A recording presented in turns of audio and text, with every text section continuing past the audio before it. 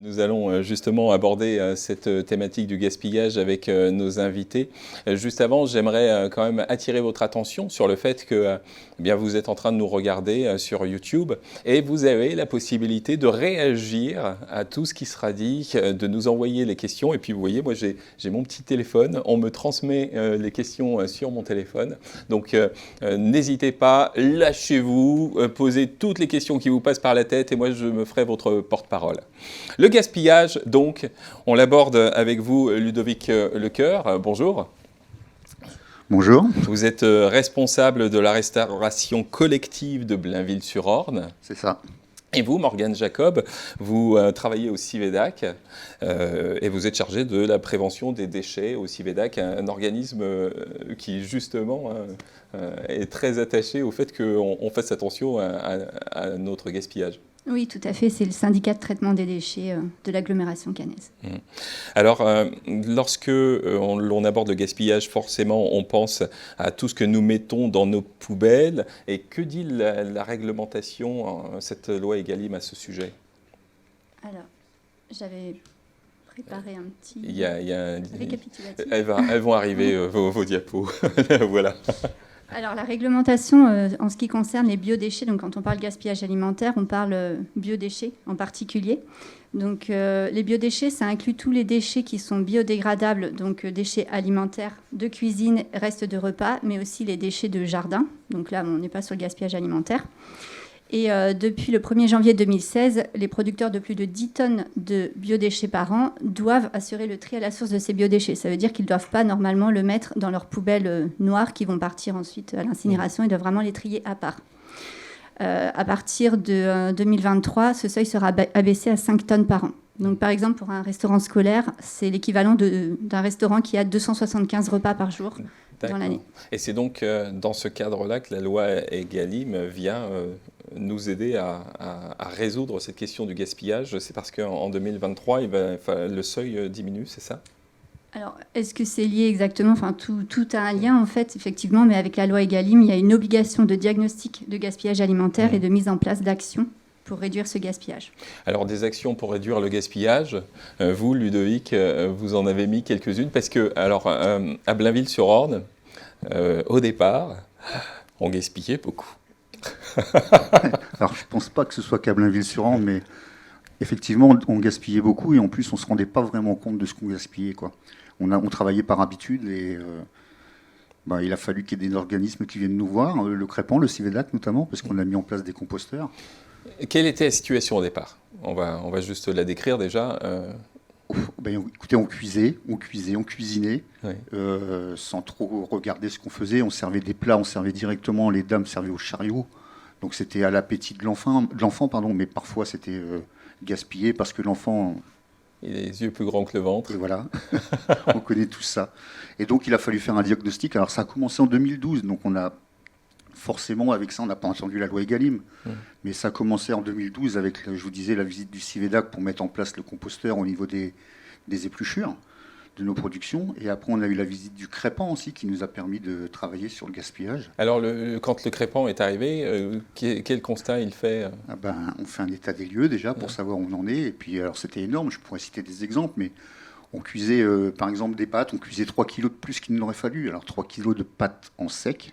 Imaginez ce que ça fait en cuit, donc ça faisait un gros volume. Donc on a fait un diagnostic, dépesé, on a fait participer les instituteurs, les enfants ont travaillé ensemble, enfin les agents de service, et on a mis en place plusieurs choses qui faisaient que ça puisse se réduire, alors naturellement. Et là, c'est un travail qui se fait de tous les jours depuis 2012. Alors, je pense que les personnes qui nous regardent ont aussi besoin de voir concrètement en quoi consistait ce travail. Quand vous dites les professeurs ont travaillé, les agents de service, en quoi consistait ce travail? Voilà, on a fait des réunions avec les instituteurs, enfin nous, agents de service, élus même, pour que les instituteurs puissent travailler avec les enfants, mais on servait des enfants de maternelle comme on servait un adulte. C'est-à-dire que l'agent de service qui est adulte servait un enfant comme elle se servait elle-même. Et là, on s'est rendu compte que le meilleur moyen pour nous de faire descendre les quantités qu'on sert, c'était de baisser le contenant. Donc, les maternelles, par exemple, sont servies dans des assiettes à dessert depuis 2012, encore maintenant. Et on a pensé qu'au départ, on nous ferait un peu la grimace en disant que l'enfant n'aura pas sa quantité. Et pour autant, dès le premier jour, elles se sont rendues compte que c'était des quantités adaptées, quoi. Donc déjà, on a commencé à réduire.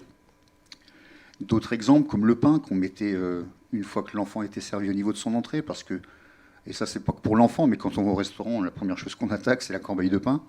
On a toujours faim quand on arrive, et l'enfant, quand il a mangé du pain, il a pratiquement plus d'appétit. Ouais. Donc, plusieurs choses comme ça, où des choses qui sont devenues banales pour nous, parce que c'est tous les jours, mais des choses qui sont essentielles pour limiter. Donc, Morgane, Ludovic parlait justement de ces composteurs que vous avez mis à disposition.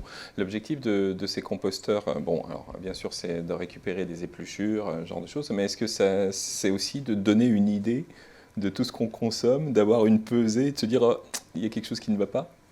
Alors pas totalement, parce que nous, dans les composteurs, on préconise seulement de mettre les préparations de repas, donc c'est les épluchures. Donc du coup, c'est pas considéré comme du gaspillage alimentaire, puisque ce n'est pas consommé. Mais en tout cas, dans la production, déjà. Voilà, et effectivement, quand on prône l'accompagnement pour le compostage collectif en restauration, on essaye de parler gaspillage alimentaire, parce que quand on produit trop, on a aussi beaucoup plus à composter, c'est beaucoup plus de travail aussi pour les entretenir. Donc voilà, il y a un lien quand même. Donc vous produisiez trop, les enfants mangent bien, sauf que finalement, le Crépan vous dit, mais il y a peut-être des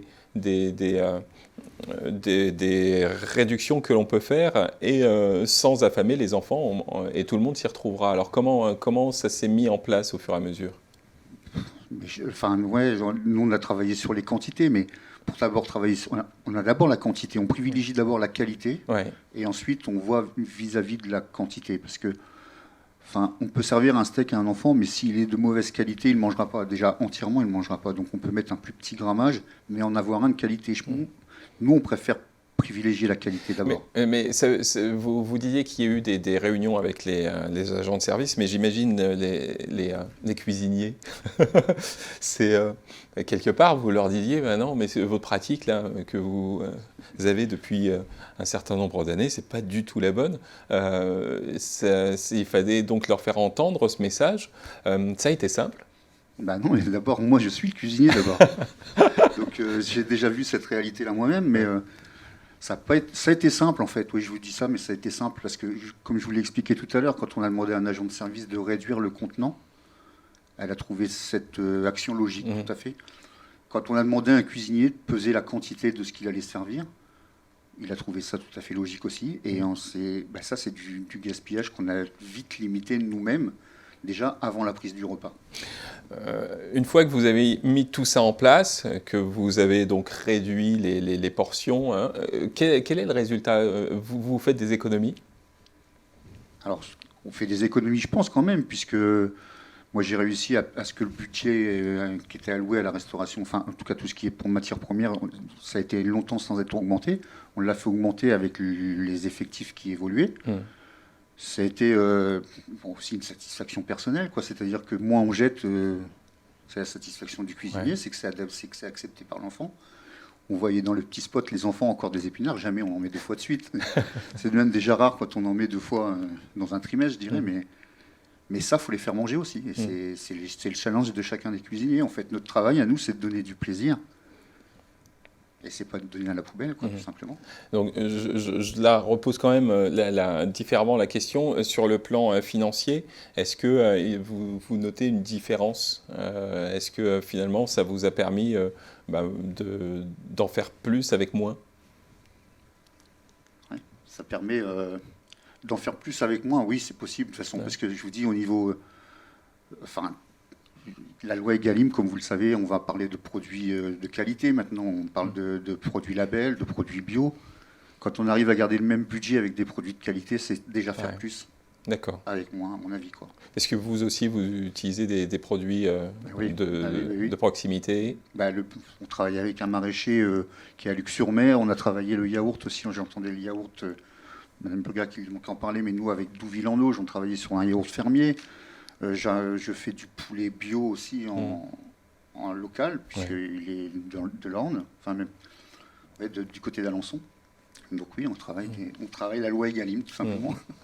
Morgane, vous, c'est une autre expérience que vous avez, qui est en cours, je crois, qui a été un petit peu perturbée par la Covid. Mais cette expérience, elle se passe dans les EHPAD. Racontez-nous.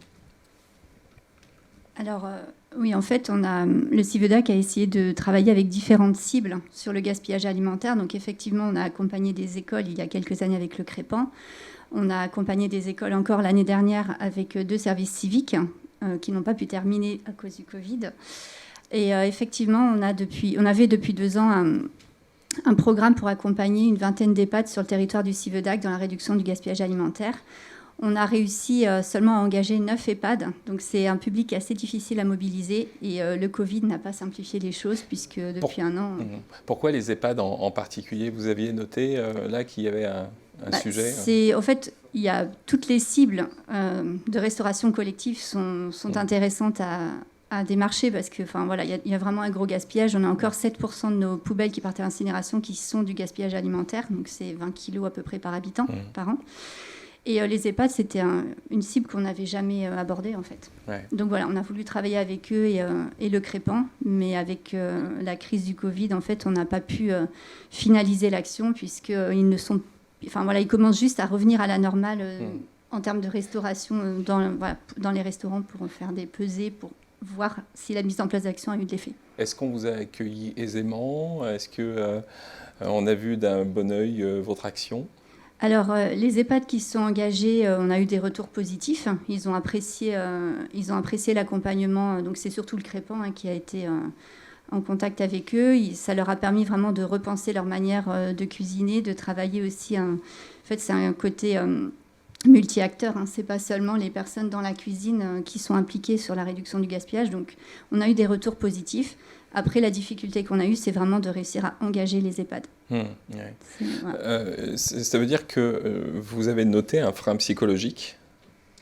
Alors, psychologique ou qui est lié aussi au temps qu'ils vont avoir à nous donner. À vous accorder. Voilà, à nous accorder. C'est aussi le fait, qui est difficile, je pense, pour toutes les restaurations collectives, c'est d'avoir quelqu'un d'extérieur qui vienne voir ce qui se passe en cuisine. C'est pas toujours facile non plus.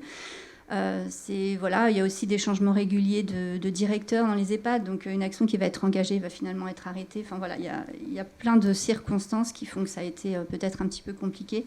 Et puis la crainte aussi, le côté santé, la crainte de se dire on va travailler sur le gaspillage alimentaire, mais est-ce qu'on va pas, le fait qu'on réduise les portions, il ne faudrait pas qu'on ait un risque après de nous accuser de dénutrition ou autre. Donc, voilà. Il faudrait qu'ils aillent voir Ludovic à Blainville. Ils verront que finalement ça marche. Mais, on a voulu travailler avec l'ARS et c'est quelque chose auquel on réfléchira pour la suite parce que c'est important d'avoir un autre acteur pour appuyer la pertinence aussi. Donc ce que j'entends quand même dans votre propos, c'est que ça a démarré auprès des EHPAD. Petitement tout de même, qu'il va falloir un petit temps pour pouvoir peut-être asseoir cette idée que bien on peut faire des économies, en tout cas éviter du gaspillage dans les EHPAD. Donc ça va nécessiter quand même un petit temps peut-être de discussion, de conviction. Voilà, disons que pour l'instant, là, notre action qui devait durer 2 ans, c'est terminé. Donc on va voir plus tard si on la relance, sous quelle forme. On va attendre déjà que tout revienne un peu plus à la normale. Mais en tout cas, les diagnostics, comme vous pouvez le voir, qu'on a effectués sur les EHPAD, qu'on a accompagnés, si on fait la moyenne par EHPAD, il y avait quand même à peu près 33 700 € de gaspillés chaque année dans un EHPAD. Donc c'est quand même assez énorme. Donc c'est vrai que ça peut être aussi un levier pour motiver. Bien, alors j'ai plein de questions qui arrivent là et que je vais vous poser. Pour vous, Ludovic, vos agents sont-ils convaincus de la démarche? Oui, ils sont tout à fait impliqués. Je vous dis au départ, c'est toujours réticent, quelque chose de nouveau, c'est toujours difficile à mettre en place, mais ils ont été très vite impliqués et quand il y a du résultat, c'est porteur, je dirais, et c'est plus facile à faire accepter. Ouais. Morgane, on vous demande la chose suivante. Si je veux m'engager dans une démarche de lutte contre le gaspillage dans mon école, à qui m'adresser? Alors, du coup, on a réalisé plusieurs outils pour pouvoir accompagner les communes qui souhaitent s'engager. Donc on a tout un kit clé en main qui a été réalisé par nos services civiques avec des grilles de pesée toutes pré-remplies, qui permettent vraiment de rentrer toutes les informations quand on fait un diagnostic. Et nous, on peut proposer une rencontre avec les parties prenantes pour vraiment présenter tous les outils, les enjeux, les actions possibles à mettre en place et accompagner ensuite pour qu'elles puissent se lancer. Ouais. Ludovic, ça c'est pour vous. Quels sont les grammages pour les maternelles et les primaires ? Alors ça, c'est toujours un gros sujet de conversation parce qu'il y a des recommandations qui sont faites. Mais nous, on tient à dire que ça reste que des recommandations. C'est impossible de faire manger les quantités qui sont demandées à des enfants. On met entre 30 et 40 grammes pour une crudité pour un enfant. Mais toujours la possibilité, c'est ce qui a été dit aussi tout à l'heure, de pouvoir resservir l'enfant. D'accord, oui, c'était la question qui arrivait à la suite. Est-ce que vous donnez du rab ? Complètement. Il n'y a pas que des frites en rab. Ça a souvent été le plat forcément préféré. Et sachez que si maintenant on sert des frites à des enfants, nous on sert au plat maintenant sur table. C'est-à-dire que si on a une table de 4, ils sont capables de se partager un plat de frites à 4. Et il faut savoir que même dans le plat, il en reste. Ah oui, d'accord. Et ils ont encore la possibilité de le remplir, mais les yeux plus grands que le ventre. Est-ce que vous avez des choses à ajouter, Morgane ? Non. Non, là, c'est juste dans les outils d'accompagnement qu'on peut mettre à disposition aussi. C'est toutes les listes d'actions possibles à mettre en place. C'est pas exhaustif, ça reprend pas mal d'actions que vous avez citées et qu'on peut retrouver dans des ouvrages qui sont mis en ligne sur le site du Régal Normandie. Oui, et puis éventuellement, on peut contacter le CIVEDAC si on le souhaite pour plus de renseignements. Merci beaucoup, en tout cas, pour vos témoignages et aussi tous ces renseignements qui, j'en suis certain, seront utiles à chacun. La loi Egalim, elle nous invite à faire moins de gaspillage, ça c'est sûr, mais elle a aussi des implications très très précises sur la restauration collective. Et ça, on va le voir dans quelques instants avec nos invités qui prendront votre place, Benoît Butin et Bérengère Glory. On se retrouve dans un tout petit instant. Et vous, je vous salue bien. Merci. Merci.